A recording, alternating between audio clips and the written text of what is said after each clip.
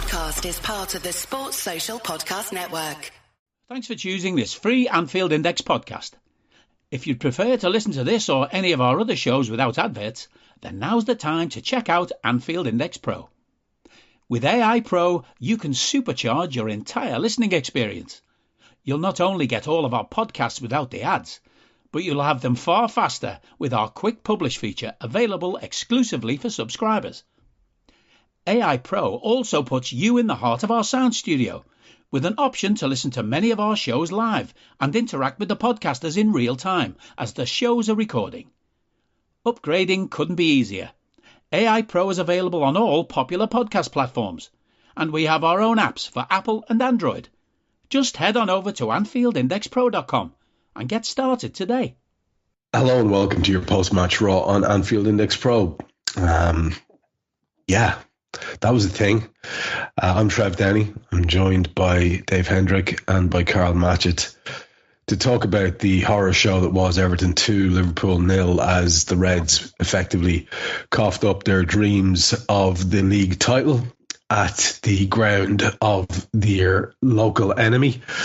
It was a horror show from start to finish, one of the worst performances we've seen from this lot, and it appears as if the decision has been made to end the Klopp era with a whimper rather than anything vaguely resembling a bang.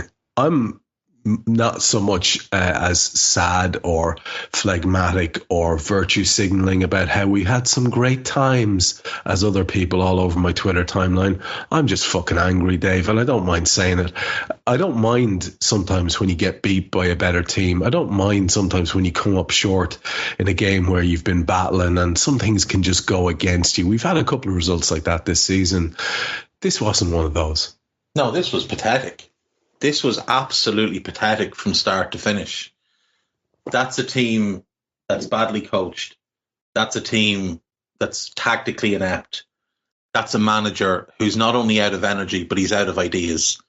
And it is the right time for him to leave. And if we want to have a really honest discussion about Jurgen Klopp at some point, we can do that. And it will start with the first 4 years were great, and the last 4 years haven't been good enough. They haven't been good enough. 1 FA Cup and 2 League Cups is not good enough for the quality of players we've had. Last season was a write-off. 2021 was a write-off.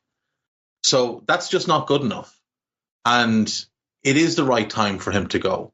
And he'll go with all our thanks. And like we did have great times in the early years with him.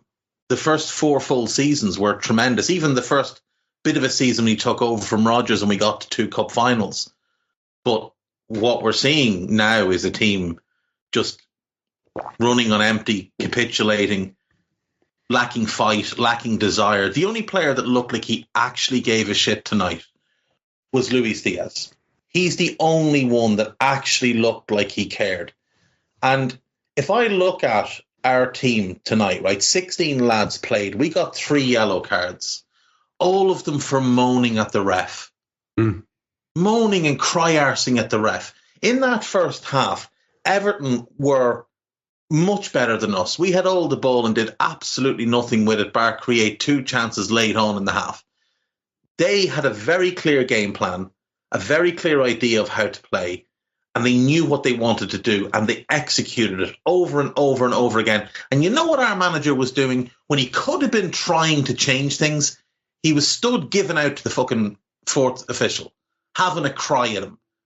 And if people wonder why the officials don't like Liverpool, it's because that's what he does far too often, is stand there for about 15 minutes. Gary Neville referred to it about 8 times in the first half. He at one point asked, could they get a little shot up in the corner of just Klopp talking to Simon Hooper and having a tantrum over irrelevant things. Yeah, they were falling over and getting soft free kicks. That's what happens. Fucking figure something out. Make a change. If you have to pull one of them off after 25 minutes, do it. Maybe it sends the right message. Instead, Mo Salah plays 95 minutes. 101 minutes if we count first half stoppage time. Garbage. Utter garbage. Darwin Núñez. has he been space jammed? Like, the fella doesn't look like he knows how to play football. Plays the whole game. Trent plays up until the 85th minute, wandering about midfield, trying to play Hollywood passes. This is the tactical plan. Give it to Trent and let him do what he wants. It's unacceptable. It's unacceptable to go into a derby, regardless of anything else, regardless of titles or anything else. The derby is the derby.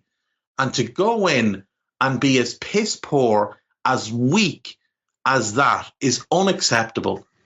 Nobody there to fucking crack into somebody. Nobody willing to really get things fired up by clattering into somebody and getting some sort of spark in the team. Endo came on, he looked like a raffle winner. First touch, immediately gives them an opportunity. And it just went from there with him. All, like 4 of the 5 subs, he changes 3 in the back line and brings on a defensive midfielder.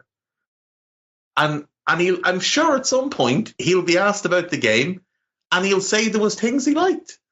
And when they scored the second goal, there he is, big smile on his face on the sideline. Oh, this is grand. Yeah, no, I'm not in it to win things. I'm in it to make relationships. Thank you, but goodbye. Karl, it's very difficult to be anything other than annoyed, because what the bigger picture here is, of course, that there was still an outside chance of a league title, regardless of what you think the odds on that were. Instead, we are now 3 points behind Arsenal, who have a really ridiculously superior goal difference. So 4 points behind Arsenal, and City have 2 games in hand, and they're a mere point behind us. So it's gone. Is what it is. It's simply gone. And it would take some sort of miraculous event for it to turn around. And of course, a double miraculous event for us to seize upon the opportunity, which we failed to do again and again and again over this run-in, when it was in our hands, out of our hands, in our hands, out of our hands, and so on and so forth. This is what sticks in the craw most. And then there is the even bigger picture, Karl, of the fact that this is how this is going to end with this man. Because regardless of how it's gone, you know, the fondness and affection everybody has for him is so great that it just feels completely ill-befitting for me. No, I agree. I don't think Klopp deserves an end of era. That's what it would be in football terms, for sure. An end of era like this, the way it's finishing, because it's crap and there's no two ways about it. We've been pretty bad for about 2 months now, but the results have been atrocious now for the past month, which is obviously what people are going to really remember, because that's what's coming right at the end. I mean, I'll be honest, tonight is absolutely pathetic. There's no other word for it. It was a disgraceful showing by 9 players out there. Absolutely disgraceful. Forget the context of the league. For that match, for that occasion, for that opponent, it's just not acceptable in the slightest. And like, I would say there are a minimum of 4 players in that starting lineup tonight who I don't think should play another game this season from the start. You know, be sub, be whatever, but they shouldn't be in the lineup again. I mean, Trent has already been labelled for what he was an absolute disgraceful showing tonight. It was a cowardly performance from him. I've never seen a professional footballer shit himself the way he did for 2-0 when a forward appeared beside him to header the ball. I really have no words for that performance from him tonight, but far from the only one. Dominic Szoboszlai, absolutely nowhere. Didn't show himself once. Spent most of the second half trying to claim free kicks that didn't exist and doing absolutely nothing else.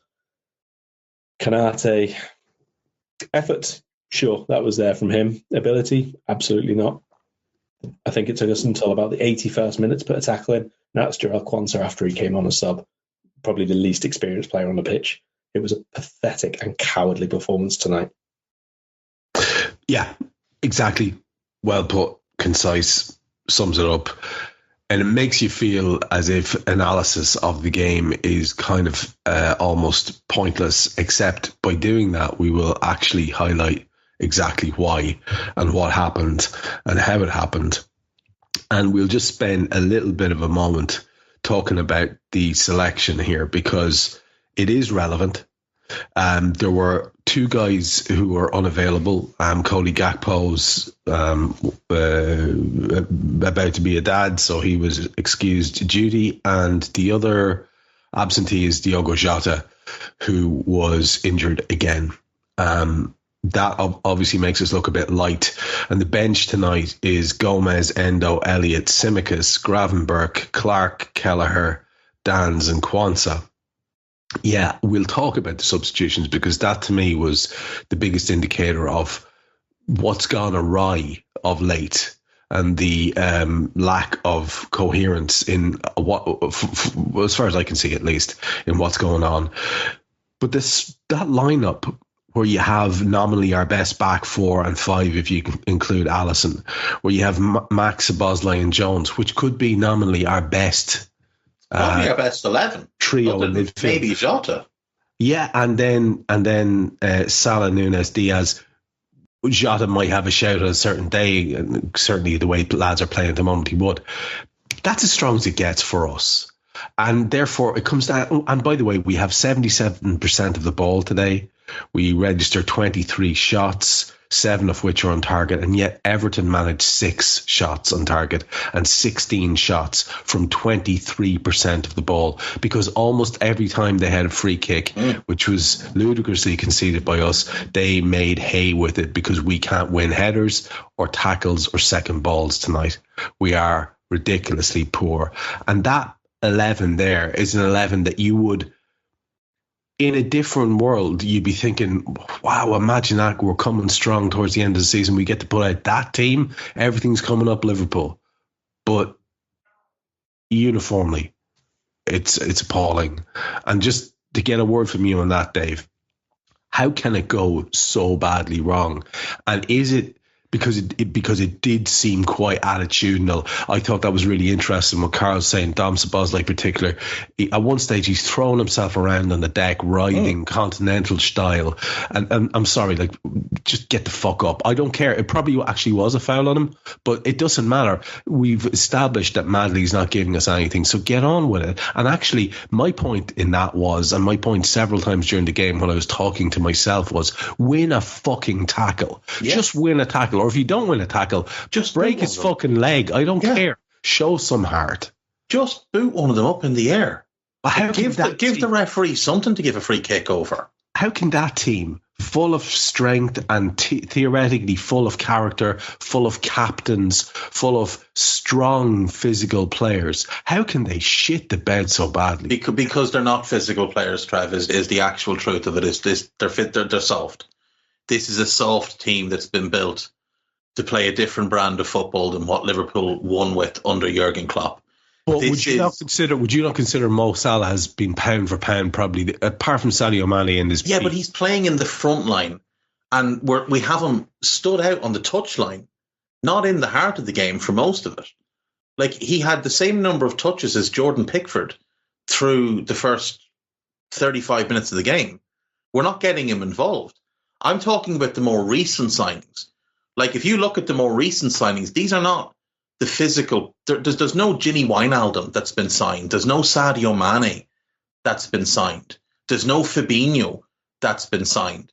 These are softer players. These are more cultured players, because we've moved away from what worked for us, what won us a Champions League and what won us a European Cup, to playing this more controlled brand of football, which people might not like this. It's driven by the assistant manager. This is his brand of football. This is the furthest thing from Jurgen Klopp's football. I watched Jurgen Klopp manage Mainz. I watched him manage Dortmund. I watched him manage Liverpool for 4.5 years, playing a brand of football that was very, very particular to him, that had copycats all over Europe. And this team is unrecognisable from that team. That midfield, 3 very, very talented footballers. And Alexis will get himself stuck in. But he's small. He's not exactly the most ferocious player going into a tackle. Like, he's not booting anybody up in the air. Szoboszlai tonight, soft as shite. Absolutely soft as shite, which is not something I expected from him.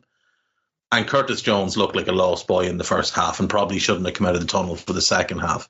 A little bit better in the second half, but marginally. Like, we lack a real a real purpose to this team. And what's infuriating is we beat Sheffield United on the 4th of April, the start of this month, first game of the month. And we're top of the league. We're top of the Premier League. And we're looking, and the cavalry are coming back. Mo is back. Jota's coming back. Trent is back. Ali's coming back. And we're thinking, oh, the title's on here. The title's absolutely on here. Look at our fixtures. We're going to Old Trafford. They're garbage. Garbage. 2-2 draw.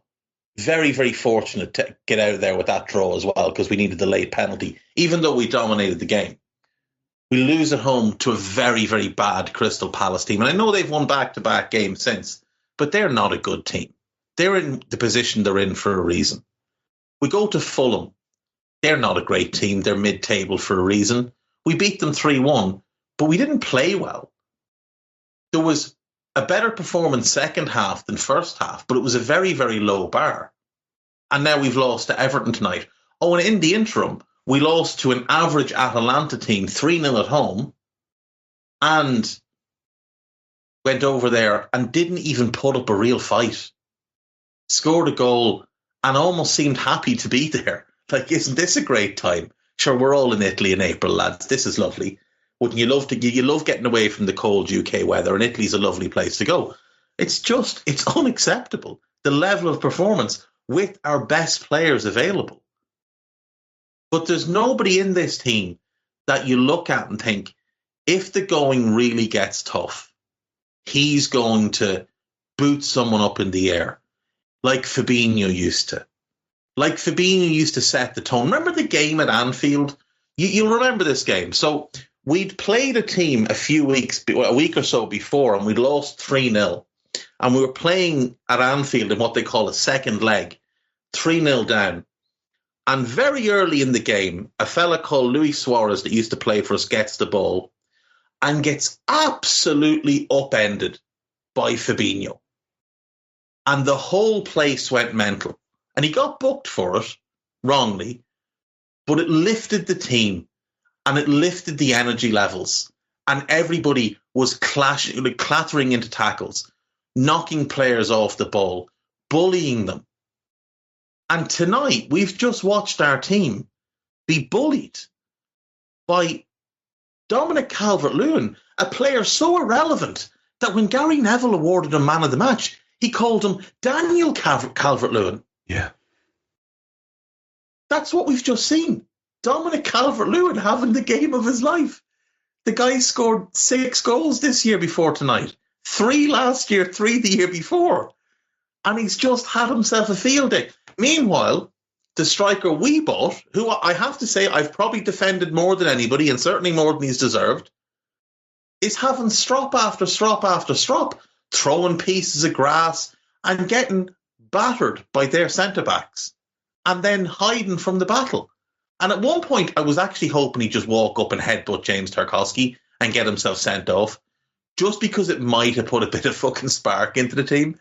But he couldn't even do that for me. The only player I thought who showed enough fight and desire tonight was Luis Diaz. Now, Carl said he thought there was 2. I don't know who he means as the other one. Maybe Ali.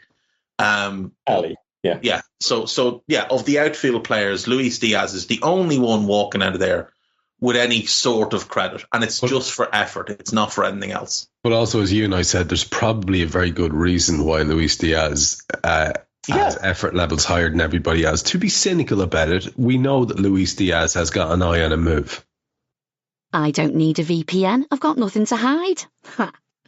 This is what I used to tell myself before I hooked up with LibertyShield.com. Not only is my home internet now fully encrypted, but I can now access all the websites I want, whenever I want, and do so from absolutely anywhere.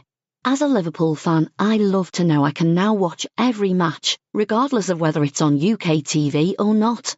My Liberty Shield VPN makes sure nothing is blocked and guarantees me super fast streaming speed throughout that match. You can get connected right now with their software package, which includes a 48-hour no-obligation free trial and instant access to their apps for Apple, Android, Fire TV, PC, Mac and Android TV. Or go a step further like I have and get one of their pre-configured VPN routers. These small but powerful devices allow you to easily connect every device in your home to VPN, making it the perfect solution for smart TVs, Mac boxes and games consoles. Visit libertyshield.com today and use coupon code AIVPN25 to get 25% off at checkout. Yeah, a move or a new contract. Or a new contract. That's as simple as that. Yeah. Karl, let's look at some of the details of the game. We'll go up as far as the goal that we conceded on 27 minutes. So we'll take the first half hour, you and I. And in that first half hour, there's red flag after red flag. In fact, after 3 minutes, Everton carve an opportunity and Doucouré side foots badly wide on 3 minutes. We do have an opportunity almost immediately where Diaz carries the ball, sends it to Darwin, who can't quite get there. Then they have a penalty awarded to them on 5 minutes. It's a Harrison ball over the top, which catches us flat-footed. Calvert-Lewin versus Ali, and Ali takes him out. Now, it took a long time for VAR to have a look at it because thankfully he was offside and there was an clear offside that was given. It did take forever, but anyway, it was given in the end, and Ali's yellow card is rescinded. And like so many times in recent matches, I'm thinking, I can't even believe I'm saying this to myself, but I did actually foolishly think, is this the kick in the arse that we needed? On 8 minutes, there's a good break. Robbo puts in an absolutely appalling cross with loads of lads inside him. Kills the move stone dead. On 9 minutes, Trent hits one of his Hollywood wonder balls out to Mo Salah. He squares it on the volley, and Godfrey gets there to clear it from danger. A couple of corners, nothing really happens. And actually, they have a break from a Trent lazy pass back towards Ali where he nearly puts his keeper in bother. Godfrey heads a McNeil free kick wide on 12 minutes. Another free kick on 16 minutes. Tarkovsky wins it. Calvert-Lewin header is beaten away by Ali. They just win headers. We can't win any. Another header at goal in 19 minutes from them from another free kick. Couple of corners from the Reds which lead to nothing. And on 27 minutes, we're a goal down, is Branthwaite. A ridiculous bit of pinball going on around our goals. We can't clear our lines. It's clown show, Keystone Cop stuff. Can't win a header, can't clear our lines. Joke shop defending. Branthwaite hits it. Ali almost does enough to stop it, but it squirms in. And it's a goal befitting the game and the performance, in that it's messy and ugly, and I think actually entirely deserved by Everton. Yeah, completely deserved by at that point. We'd basically done nothing clean in the final third. Like, we'd had a couple of shots, like you say, we'd had a couple of openings up to that point, but nothing wildly clear. Nothing that we could really say like we'd put ourselves in such a good spot that, you know, it's a really well-worked move, and the final pass was the right one, and the decision making wasn't there. And like you said, right back at the beginning when they got the penalty, it seems every single game, and it's so tiresome. We need something to happen against us before we actually start playing. Like you said, I was exactly the same when they got the penalty, and then we didn't have it. Then it wasn't given. I'm thinking maybe that's the one. Maybe that's the thing that has to happen in this game. We get away with it this time, but. It's very, very frustrating to see that it doesn't change anything about our approach again. Like, there's no alteration in the tempo of our play. There's no change in our build-up. There's no change in where the ball goes. Like, patterns of play are really important, but not if they're so predictable that everybody knows what you're going to do, and you do it so slowly that they've got time to get into place beforehand. Then it's just a complete irrelevance and actually harmful in terms of your own build-up play. And Everton were way better than us in that period of the game. Like, they won everything, not just the headers. They won the second balls. They won the 50-50 challenges. I lost count at one point. I was so annoyed. I think it was McAllister didn't go in for a 50-50, and then Jones lost a 50-50, and then I started counting because I was so annoyed. And I think I got up to about 4 and then just got so annoyed that I forgot to keep counting again after that. It was awful. Like, by half time, I know we're not quite there yet, but by half time, because you've already mentioned his passing, Trent had made more passes than anybody on the Liverpool team. Trent had also had the worst pass completion rate on anybody on the Liverpool team. Like, if you're not getting your passes right and you've got the most of the ball than anybody else, you have a responsibility to make it happen. Like, either by keeping your game much more concentrated and simplistic so that you do not lose possession as much as he was doing, or by, obviously, if you are right on top of your game, then fine, go and make things happen. He made like 2 or 3 really good passes in the first half, one that you've already mentioned there, and the rest of it was so casual, so lazy, so just lacking concentration and discipline, and everybody was all over the place. Like, the goal itself is horrific. It is like 6 different variations of the Jimmy Traore own goal against Burnley back in the day. It was so bad. What a fantastic reference, though. What an absolute... That's cheered me up no end. Jimmy... the Jimmy pirouette. Absolutely stunning stuff. You know, the point you make there about being second to everything, and I was doing the same, actually, Carl. I was counting the amount of challenges that we either shat out of or just got monstered in. And, you know, we bring on I'm skipping ahead, but we bring on our dominant holding midfielder, and poor Orlando got ragdolled all over the place consistently once he took the field. That was happening to Curtis on the regular. Mac at least has some sort of physicality about him, but again, like you said, he was losing out on things too. And the other lads, Szoboszlai, again, one of the many raffle winners on the park tonight. And Dave, we pick it up from after the goal. Feel free to go back to it if you want, although we're going to do well to top the Jimmy reference. The second decent pass by Trent, in terms of like, that's what he can do, comes pretty much hot on the heels of us conceding. A couple of minutes later, 32 minutes, he hits this lovely ball into feet into Darwin, whose touch is appalling. There is an opportunity on 34, Luis Diaz to Mac to Mo, and Darwin's in again. Now he's advancing on goal from the right hand side. He's a couple of yards out. He has a huge amount of the goal to aim at, to take a shot, but it's a by the numbers shot straight at the keeper.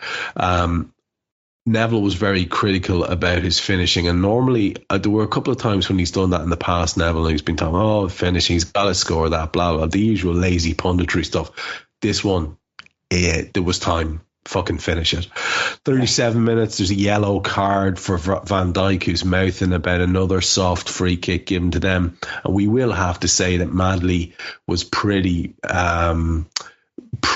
much a homer in terms of anything that was going to Everton. The vaguest of touches, and they were getting a free kick. They do nothing from that free kick for once, Everton. On 43, a decent move got Luis Diaz in, and it's a very similar position to Darwin Núñez, and it's very similar in terms of the part of the goal that he has to aim at, and it's very similar in the fact that he hits the keeper. I would say it's a tougher chance than what Darwin had. He had to hit it first time and on the volley. On 44 minutes, Mo blasts one outrageously wild and wide from a Darwin Núñez layoff, which was actually a half decent touch for once. 6 minutes are added, and we are appalling in that nothing happens. The word I've written down is a word that at least one of you has used so far: weak. Just fucking weak. There was a half decent move in 48 minutes, and a Robertson shot, surprise, surprise, was saved at the near post because Andy Robertson will not score a goal.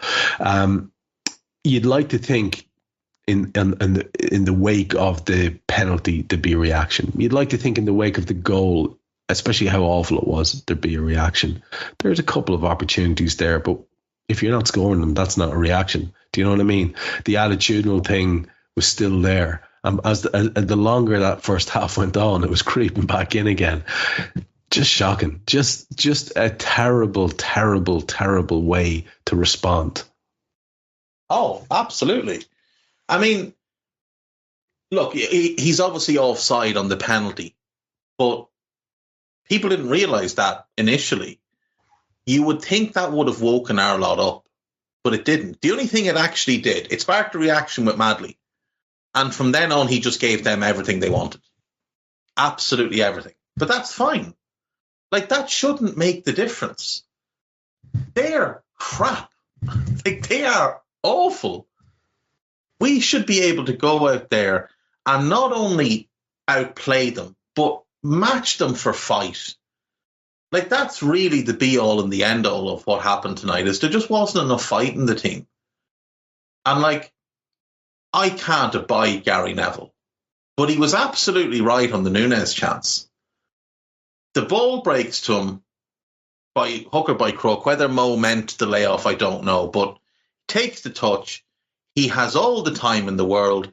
He just needs to slide it across into the far corner, and Pickford's little arms and legs aren't getting there.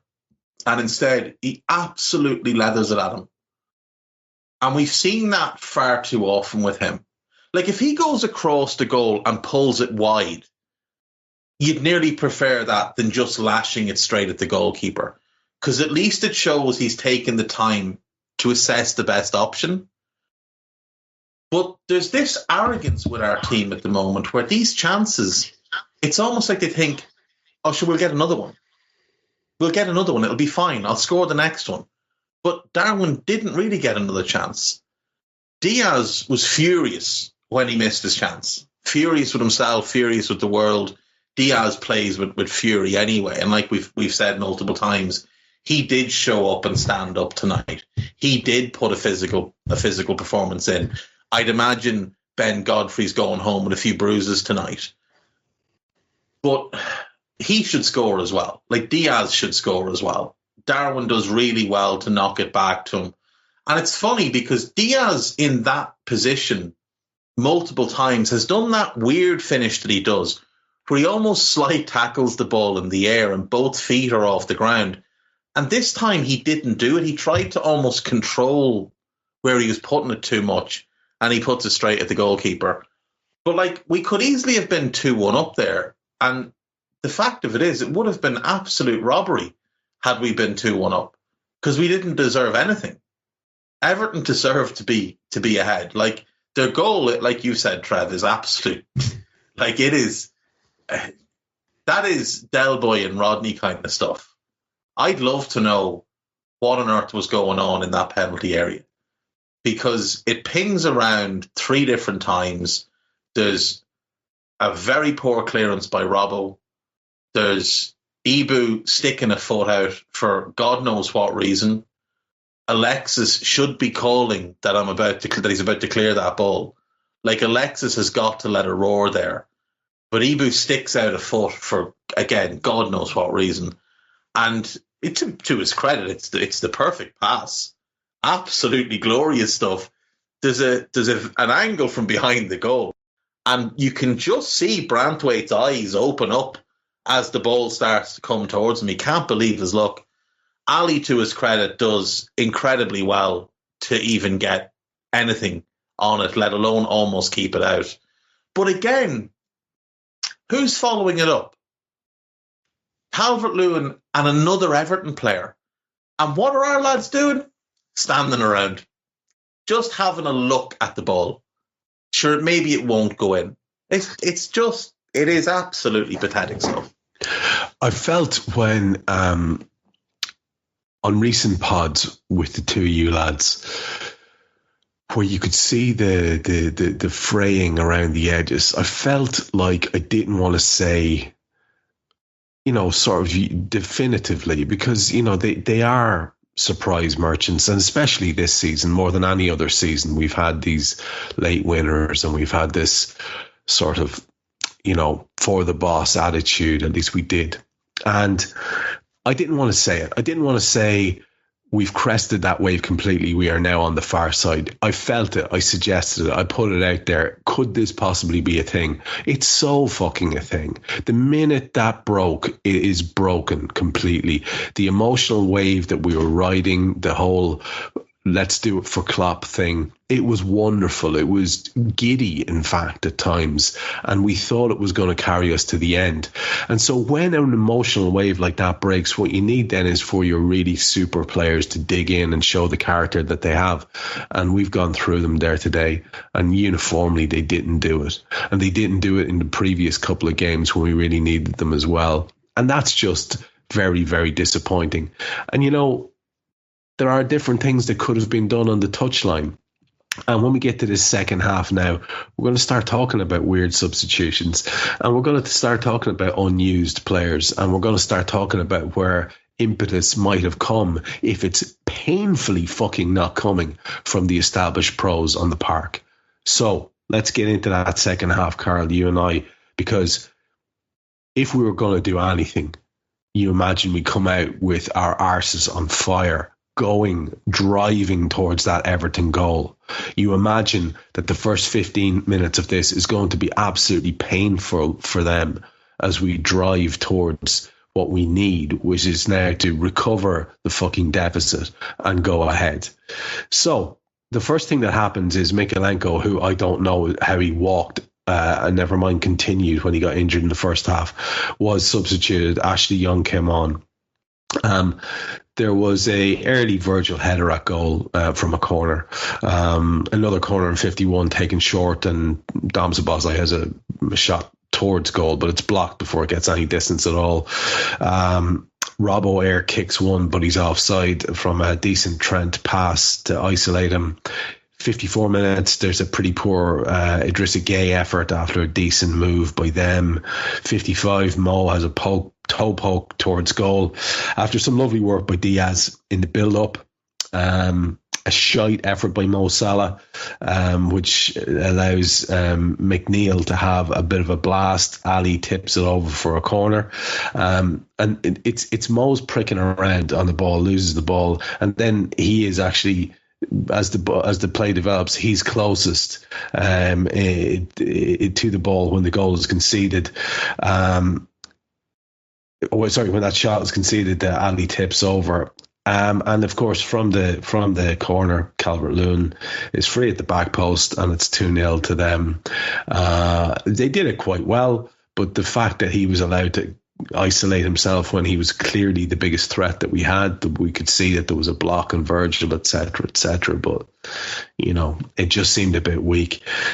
Talk to me, Karl, just a little bit about how completely short we came up in terms of the effort and application in that, and then to go and concede a second goal. I have to ask you, did you feel there was any danger after that of us getting back into it? Because it pretty much flattened me. I have to say, I never, every single match I've had this hope, even if I didn't have it. There's a percentage of it in the back of my head.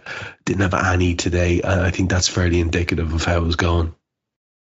Hey guys, it's Eddie Gibbs from Anfield Index here. I hope you're enjoying this podcast, and I'm sorry to call time on the show before it ends. In the current climate, it's tougher than ever before to offer podcasts for free.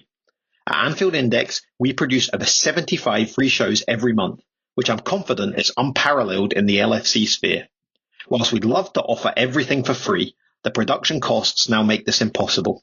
That said, we don't want to follow the model of other channels and lock all of our content behind a paywall. So what we've decided to do is to continue offering every show for free, but cut that offering to 30 minutes on our longer shows. So to get all of our shows in full and enjoy the best of everything we have to offer, we really hope you'll consider supporting the channel and signing up at AnfieldIndexPro.com. For about the price of one cup of coffee, you'll get every podcast in full with 0 ads. You'll also get access to our LFC VIP community, where you can enjoy live podcasts, engage with our podcasters, and chat with other Reds in real time. So that website again, AnfieldIndexPro.com. Join today. Sports Social Podcast Network.